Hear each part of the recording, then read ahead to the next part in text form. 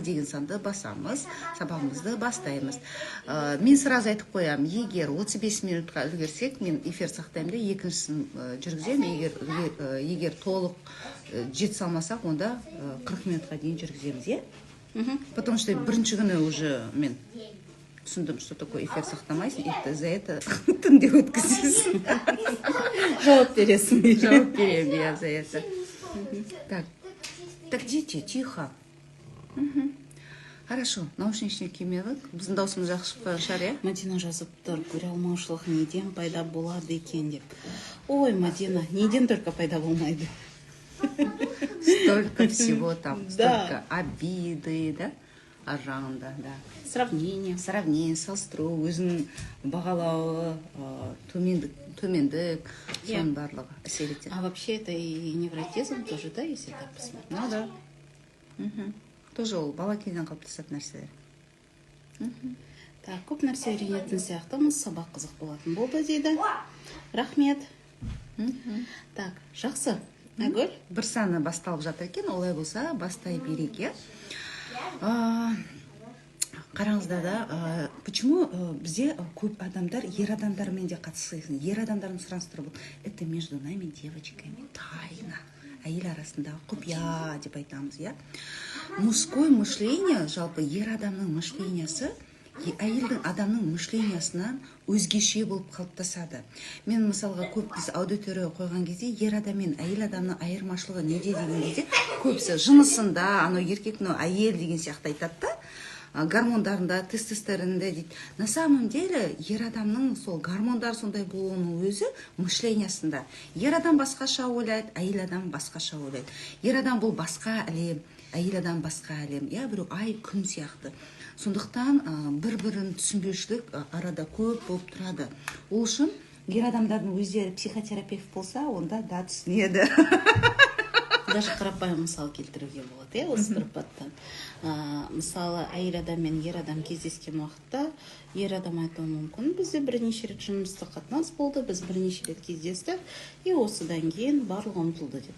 Әйел адам болса өте басқаша, нәзік болғандықтан психикаға әсер ету факторына байланысты, олар айтады, біз ресторанда кездестік, ол маған гүл сыйлады, ол маған мынандай не істеді, и мен осыдан кейін оған күйеуге шығам деген идея мен басымда қалды, мен соған сендім деген эмоцияларға көп беріліп жатады. Ал ер адам ол психиканың өзгешелігіне байланысты тұрақты, нақты, я, жоқ деген позициямен қарастырылып отырады. Рахмет, я өмірде ондай жайттар өте көп болып жатыр. Алдану қыздардың қазір таңда ер адамдардың арбауына түсіп қалу, сондай жағдайлар өте көп болып жатыр. Сондықтан кішкене біздің осы қыздарымызға және қыз келіншектерге кішкене психологиялық сауаттылық жағын сәл көтеру керек. Бұл жерде мышленияны кез келген адам білу керек. Егер әйел мышлениясын, еркектің мышлениясының айырмашылығын өзімнің, яғни мен әйел ретінде, ол менікінде емес деп түсініп, және ер адамның мышлениясымен әңгімесін жеткізіп сөйлей берген кезде ер адам еститін болады, түсінетін болады, жауап қайтаратын болады. Сондықтан оны білмегендіктен үйде өсіп жатырған балалар да сөйтіп өседі, олар да білмейді.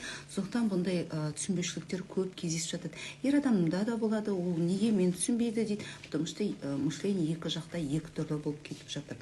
Енді қараңыздар да, ер адамның мышлениясымен әйел адам. Всегда, мысалы, мен самооценка көтерудің тренингтер көп жүргіземін, мен либо әйел адамға жүргізуім керек, либо ер адамға, потому что вместе болмайды.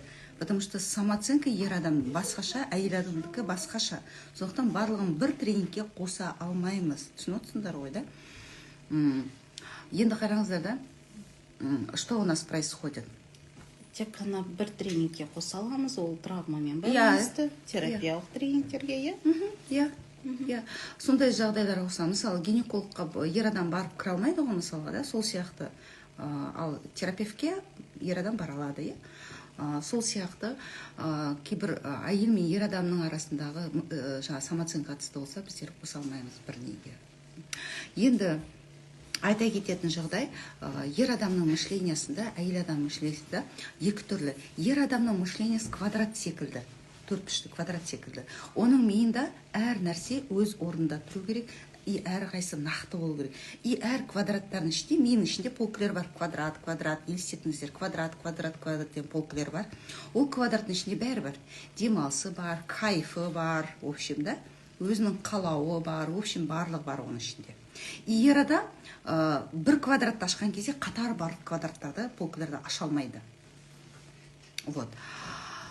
Понимаете, сондықтан біздер әйел адамдар көбінесе 2 зат, 3 затты бір қатар ойлаймыз, иә? Бір қолымызбен салат турап жатамыз, екінші көзімізбен балаға зейін салып қоямыз, үшіншіден ана жақта екінші бала не істеп жатыр қарап қоямыз, бір көзімізбен жаңағы нені сорпаны қайнатып жатып, бетін көбігін алып қарап жатамыз. То есть бірнеше қатар жасай бере аламыз. Ер адамда да ондай функция жоқ. Да, қарапайым мысал келтіруге болады. Мысалы, сіздер ер адамды магазинге нан алуға жіберетін болсаңыздар, егер ол магазинде нан болмаса, нанның түрінен пісірілген әртүрлі булочка, тағы басқа тағамдарды ол алып келмейді, себебі ол тек қана нанды іздейді. Ал әйел адамдарға ақша берсеңіз, болды, ол барлығын реттейді. Жейтін тамақ қой деп алып келе береді. Түсіндіңіздер ғой, да? Рас қой. Я, сондықтан ер адамдардың миларында мынандай квадраттар болады. Ал әйел адамның миларында квадраттар емес, мынандай сымдар болады. Бірнеше сымдар. Бәрі бірмен бір шатысып жатыр, да? Түсінесіздер ғой, да? Шатысып жатыр, мынау сым, көк, жасыл. Ана проводтардың сымдар болады ғой, разбор жасауымыз керек. Сонда бірнеше сымдар бірмен бірі қабаттасып жатады, да? Оған бәрі керек. Бәрі қызықты, бәрі істеу керек, бәрі бүйту керек. Очень понятно, да? И бәрін бір уақытта жасау. Бәрін бір уақытта істеу керек, үш әйел адам. Понимаете, да? И бизнесте көбінесе ер адамдардың мышлениясымен тез жетістікке жетуге болады, әйел адам мышлениясымен. Неге? Ер адам нақты бір мақсатты көздейді ғой, мына мақсатты коробканы ашады, сол коробканың ішінде, менің ішінде осы нәрсені жасау керек деген не тұрады, мақсат тұрады, иә? Сол нәрсені ол бітірмей ер адам келесі затқа көшпейді.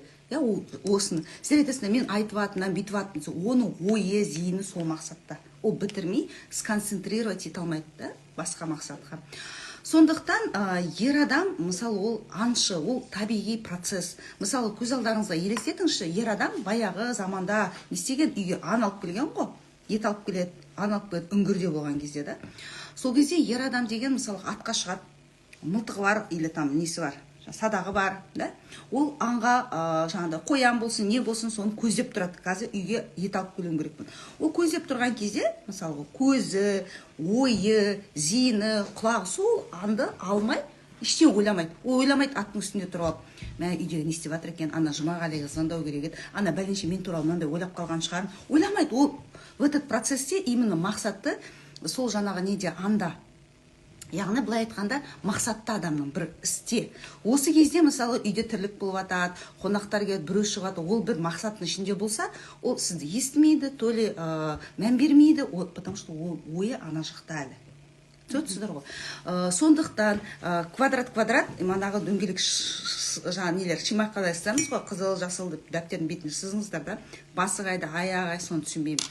И көп ситуацияда көбінесе әйел адамдар тіке конкретно айтпайды. Ер адам мышлениясы конкретно қабылдайды. Мысалға, мынандай жағдайлар өте көп болады.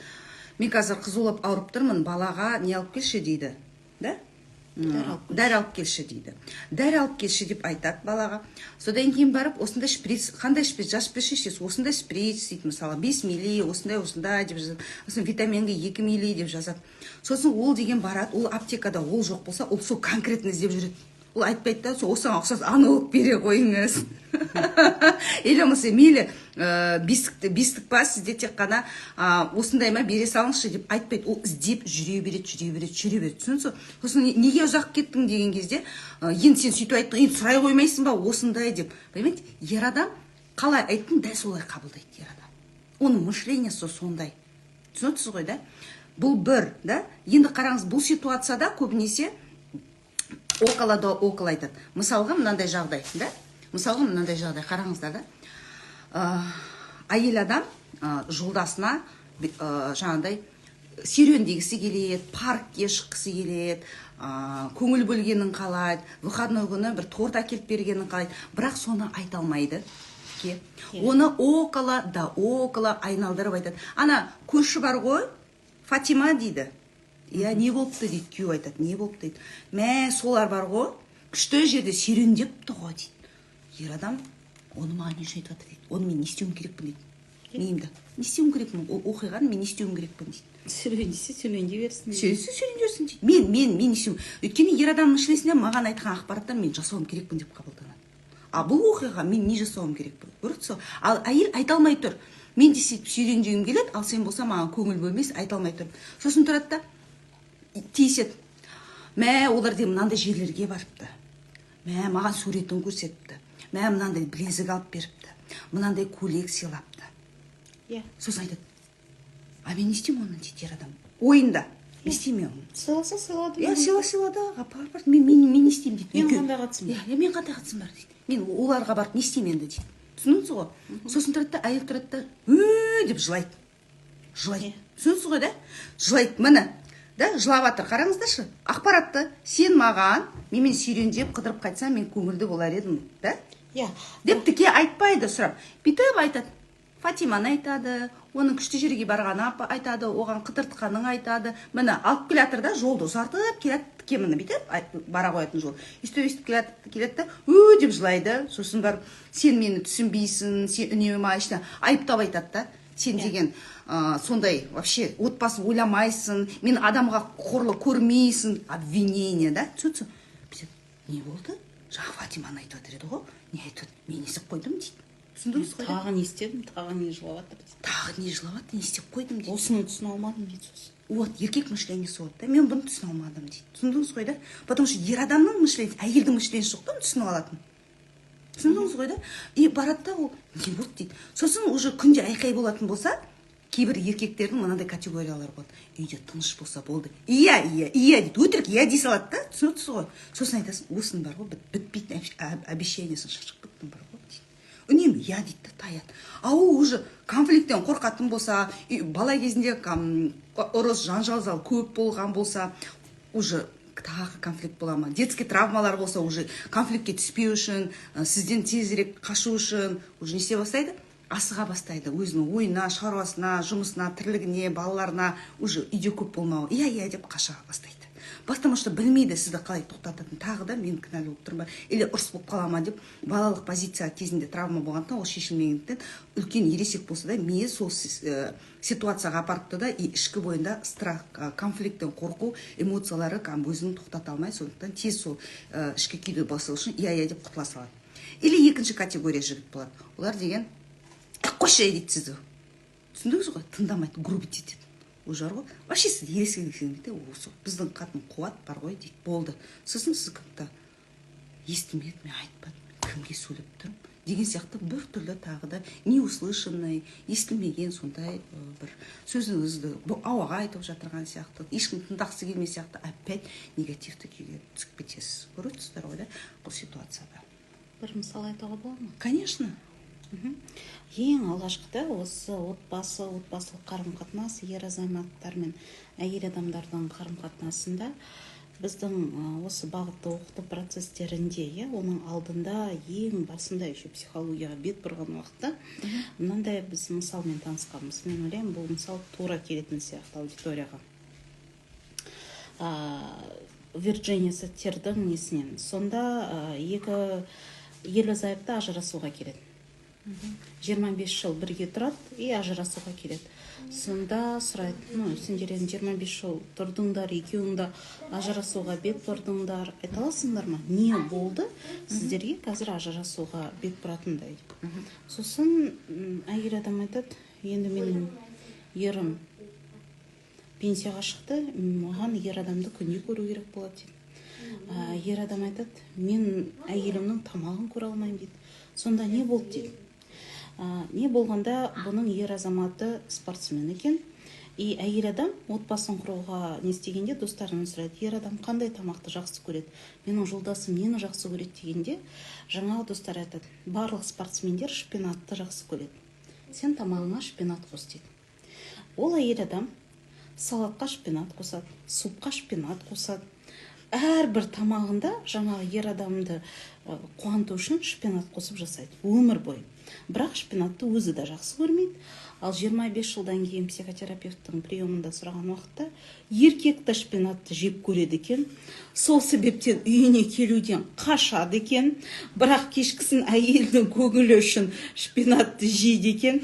Әйелі де амалсыздан жаңағы достары айтқандықтан, майда сақталып қалғандықтан шпинатпен тамақ жасайды екен. Сөйтіп ең соңында мән мағынасын түскенде екеуі де шпинатты жеп көретінін білгенде Смех и грех болды ғой. Смех и грех.